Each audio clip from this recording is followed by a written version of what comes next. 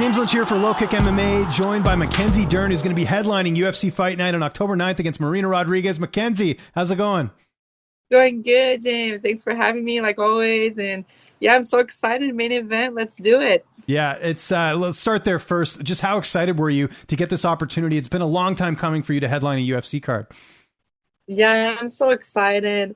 I've been waiting for this opportunity. I think it's going to be really good just to, I think for my career, to kind of negotiate after this. I'm kind of almost near the end of my UFC contract, so I think it's going to be good to kind of see number-wise, if I have a good performance, where I can negotiate for the next contract. So I'm really excited for this opportunity. I'm putting there's a lot of weight on it, on a personal level, just for me to really do good on this fight and really show hey, we can make some good money and kind of push my career off to the next level and be like a champ that, I can make some bank.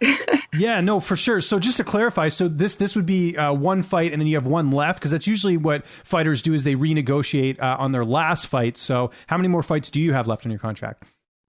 I think this one. This will be my fourth, I think. I just need to confirm, but I'm almost like 99% for my fourth, and then I would have one more. Yeah, there you go. Because that usually makes sense. You would renegotiate on the last fight. So that's cool. The stakes are high, and you're betting on yourself right here in this main event. So that's really cool. And like you said, I mean, I think when you came into the UFC, you're sort of known as a prospect, but I think you would agree this fight's more of like a contenders fight, right?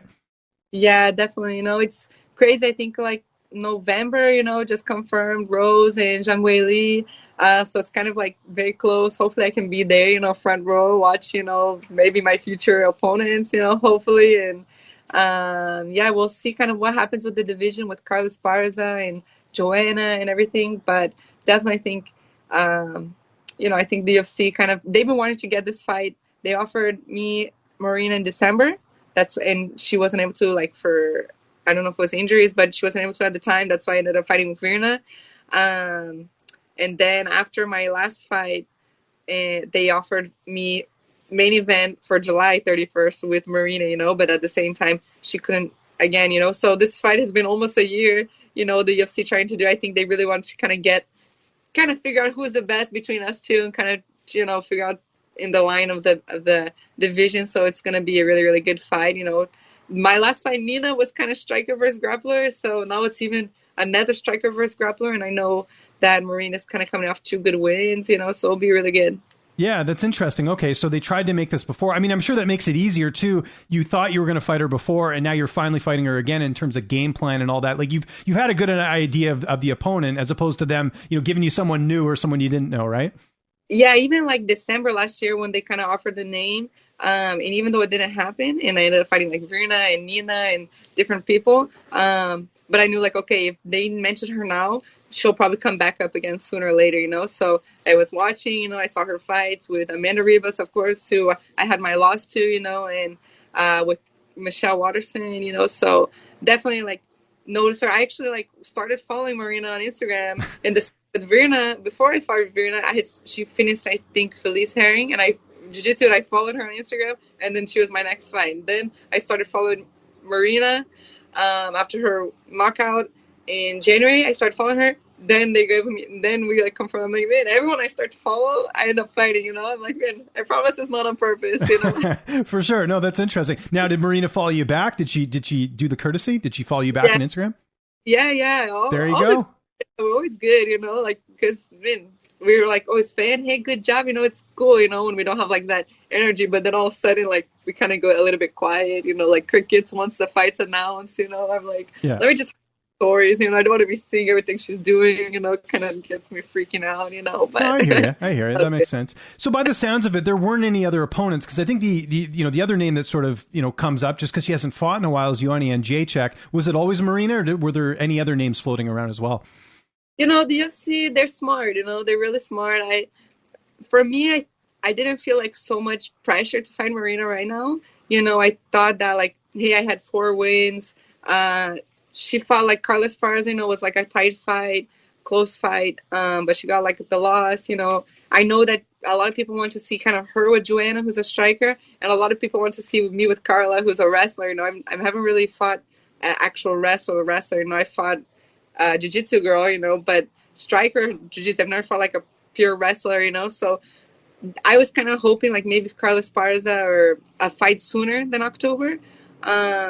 And I had said when we couldn't do the main event in July 31st, I said, hey, if there's anything that comes up before, I don't know, Zhang Weili or whoever maybe is left out in this top 4, I would like to fight, and like, okay. And of course, nothing comes up, until October, so then we ended up doing the fight. And yeah, so it's like, I think the UFC probably has their idea of what they would want after this, depending on who wins, who loses, I think they know what's going on, but for me, kind of just, they've always had their mind shut. I think even Dana White announced like, oh, Marina and Mackenzie are going to fight in like July. I was like, man, we didn't sign anything, But, yeah, they jumped the gun a bit, but it just goes to show this is a fight they wanted, right? So yeah, exactly.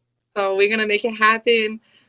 Finally, it's going to happen. And yeah, I'm just happy to get one more fight in this year and hopefully maybe one more. Who knows? Last thing before we talk about this fight, you switched management. You're with Paradigm now, same management as Conor McGregor. Tell me how all this came together, because this is a big deal. Yeah, I'm really excited with Paradigm. This is like my first fight with them, so I'm really excited to see what we can build off of here. I think they really like believe in the opportunities that we can make as a team. And yeah, I'm excited. I was with Danny Rubenstein before, and yeah, just kind of. Danny was my first manager since I got into MMA, my very first MMA fight, so kind of just really seeing like new doors, new opportunities, new styles, new everything, and so grateful for everything that I got all the way until here, right, with Danny. So I'm really grateful for that. And now I just kind of see what's the next opportunities, and I think we're going to make a good team. And one other name I should mention under the Paradigm banner is Cris Cyborg, who I know does work a bit with your coach, Jason Perillo. Any training opportunities on the horizon? I know you're in different weight classes, but Cris is obviously, one of the best to do it. Yeah, for sure. No, definitely. She stopped by the academy actually a little bit, like maybe 2 weeks ago. I didn't get to train with her, but she's called me down. She has an academy here, a gym here next to my house in Huntington Beach. So she's always inviting me like, hey, stop by, we can drill, whatever. But she actually brought one of her good friends or training partners, a Brazilian girl who's in LFA, and she's a tall, like 135er. So she put her to spar with me. So it was really good and really thankful to kind of get some tall girls, since Marina's a tall girl for the division, just trying to get used to that distance, that length, so it's really, really good. She's a judo fighter, the Cris Cyborg's friend, so she brought her down, had her coaching, giving some tips and stuff like that. So it was fun. Good to hear. Let's talk about Marina Rodriguez, 14-1-2 record. I'd say the fight that really got everyone's attention was her finishing Amanda Ribas, as someone that you fought as well. So she's sort of like you, where, she's emerging into that contender status. How do you feel like you match up against her here in this fight? I think I matched up good. I think we saw in the Amanda Ribas fight, and definitely you can't get too comfortable with her. She's experienced, she has more fights than me. Her length is really good. But just from seeing her, like her fights in the UFC as a whole, her with Carla Esparza, Carla took her to the ground. Even Amanda, took her to the ground too on the first round.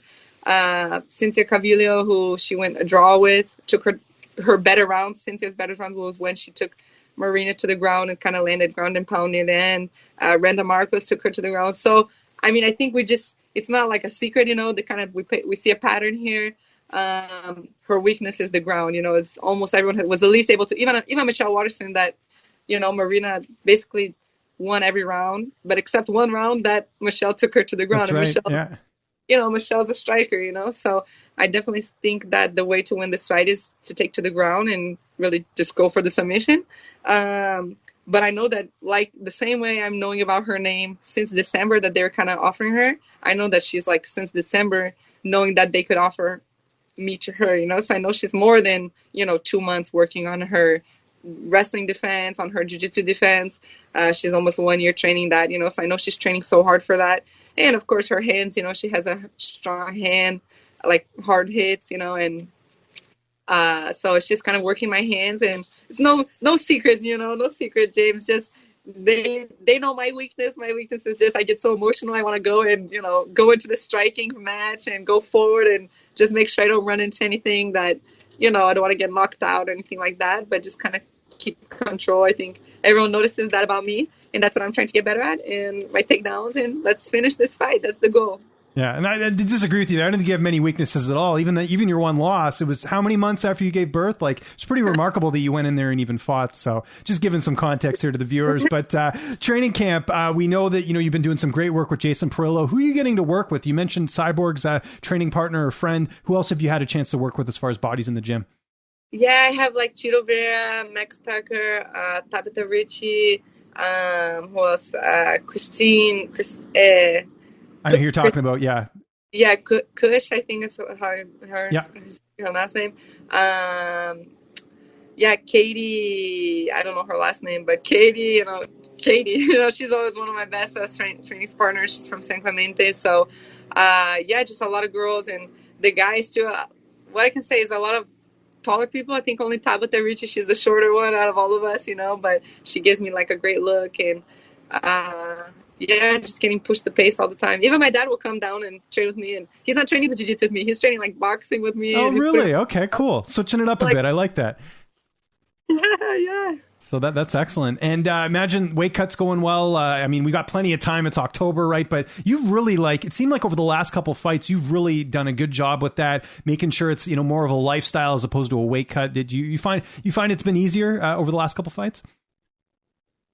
Yeah, I don't know. It's like everyone has their traumas, I definitely have a trauma from Brazil, from the UFC Rio that I went through.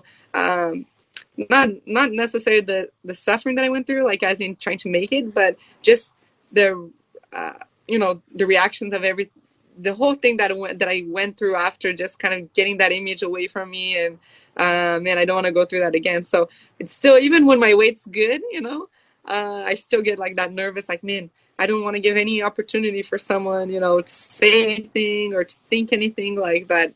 I'm not taking this serious or anything like that. So definitely got it under control. I have Rogério Camões, who's my strength training coach. He's really keeping on top of me, making sure I don't lose too much muscle, because I get into that kind of mentality. Mentality that I just want to keep going down my weight, and almost I get too low sometimes, So he's really making sure I keep my muscle up, and just get like champ ready. Who's going to be in your corner for this fight? I have my dad, Megaton Diaz. I have Parillo, my boxing coach. I have Rogério Camões, my strength trainer. And then Wesley, my husband. And I was going to say, the husband's got to be in there, right? Yeah, for sure. Yeah. He's in my corner, because we're still kind of in the bubble, but he'll be with Moa actually during the fight, not right there in the corner, like to come in the ring or anything like that. But hey, it's the main event, now I get 4 corners. So I was like, hey, let's do it. I'm excited.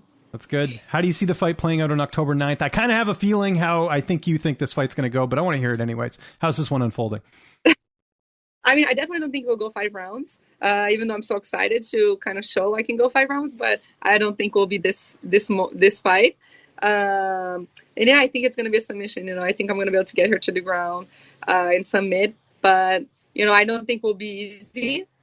She has good distance. She has experience. I think there will be, I don't know, maybe a couple bloody noses there, maybe a little bit swelling on the eyes, but I think we'll get it to the ground in a submission. And obviously got to ask, Rose, Weili Zhang, the rematch, do you see the fight going differently, or how do you think that fight plays out? I think we'll go longer than how long it went this one, but I think that Rose will win. The last one I thought that Zhang Weili would win. And man, Rose just proves me wrong, and maybe a lot of people wrong. I don't know. But yeah, I think that Rose will win again. I saw just even with her fight with Jessica Batistaca, the second one was like a full out war for the second fight. So I think that even though Zhang Weili, I think she's going to come maybe more focus, I guess. I think that Rose is gonna have all the answers for her. What did you think of that? The fact that they are doing the rematch? I think some people felt like Carla Esparza might have been the obvious choice because she has a win over Rose, and they obviously Carla with a really impressive win in her last outing. Were you surprised to see they went with the rematch, or were you sort of expecting this? No, I was kind of expecting. I think Carla is due for the title fight. To fight for the title. She's 5 wins, straight wins. Like you said, she was the former champ winning over Rose, you know. But I don't know. I think Rose will win, and then Carla will go to the belt fight that after. You know, I think that Zhang, she was a good champ. She had some great fights as a champ, you know, and was kind of like a crazy kick, you know. So I think definitely kind of to play that back just for the fans too, you know, to really get to really see all the level these girls have, because everyone knows they can both put on a show. And yeah, I think Carla will be the next in line, maybe, hopefully, unless I get it. Well, that's what I was going to say. Do you feel like a win will put you in that position there? Do you think it's possible? Because this is a main event. Usually that signals, you know, a number one contenders fight. Is that something you're thinking of? Definitely. I think all depends. I think if I can put on a good show and show like, hey, I'm ready. Maybe if it's like a really hard fight, a lot of things, maybe you can see that I have maybe still a little bit more to work on. Maybe we can hold off for one more just to, I don't know, to get better, because I don't want to be the champ and then lose the belt right away. You know, I want to be the champion, be there for a while, you know, and be able to defend it and be ready to stay there. But I definitely think that this is an opportunity for me to show and for me to see myself if I'm ready for the belt, you know. And I think if I do good, who knows, you know, they offered Carla Esparza, but I think she wanted to wait for the belt, you know. So who knows, maybe being a good fight this on the main event, I can jump in front and go to the belt. Interesting. So before Marina was rebooked, there was a possibility of you fighting Carla, you think? Yeah, I think I don't know if she was on her honeymoon and she had just fought Yan Xiaonan. Yeah, exactly. Yeah, she had a great performance, you know. So I don't know. I don't think she got injured in that fight, you know, but you know, I don't know how good her camp was. She was probably tired. Just take a little time. And I know she felt like she should get the belt. And I agreed too. You know, if it wasn't Zhang Weili, I would think Carla. But since they gave Zhang Weili, hey, let's me and you do the fight, you know. But she had like some things going on. She wanted to wait for the belt, and they offered Marina. So I don't want to stay like waiting for Carla to want to fight. And waiting to see who wins, Rose and Zhang Weili, and then maybe whoever wins, maybe they'll stay another 6 months until they want to fight again, you know.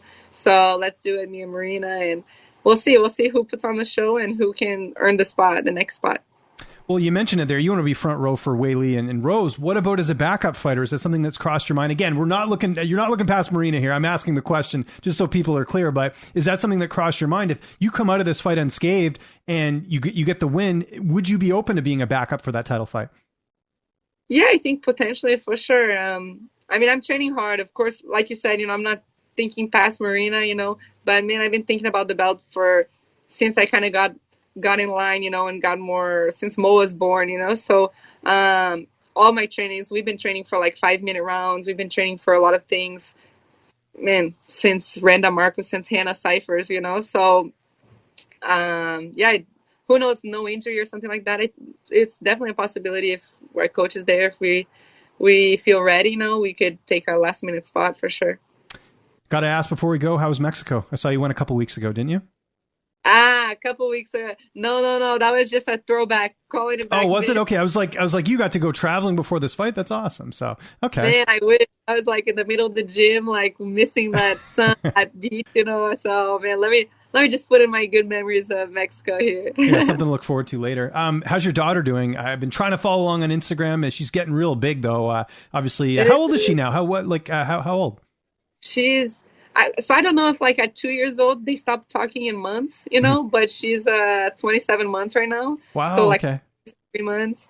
I don't know when's the cutoff to stop the count. No, you can do it. 27 months is cool. That's fine. You know, I'm still counting the days. My son's going to be 4 this Saturday, so I still keep track of the months every now and then. So yeah. But yeah, it's so great. You know, like I said, she's been like coming to the academy with me more. Wesley, he's competing in surf so much. His tournaments are like finally coming back. Oh, awesome. Okay, good. So it's good. Been having a lot of mom and daughter time. Oops. Been having a lot of like mom and daughter time. Just her being my buddy, you know, giving me water. She's getting so like hyped up, you know, so it'll be really cool to see. I think I'll be able to hear. Usually my last fight, she's been at the hotel. This time she'll actually be at the arena. You know, it's be at the Apex, so smaller, you know, she'll probably have her little, I don't know, on the bench or something, you know. She won't be in the back with me, you know, try to stay focused during that moment, but it'll be cool to kind of hear her voice, just like, let's go, mom, you know, that kind of style. So it's cool. It's she's growing, man. It's so crazy. Good for you. That's awesome. Mackenzie, thanks so much for doing this. I know you got other interviews to do. Anyone you want to thank, any sponsors, any social media you want to plug before we get out of here? I'll give you the last word. No, just thank you, everyone, all the fans. Thanks for all the support. And I'll tell you guys, go make your bets. Bet on Mackenzie Dern because we're gonna make some money for you guys. Make sure to subscribe to the Low Kick MMA YouTube channel for all the latest news, event previews, and interviews with some of the biggest stars in MMA.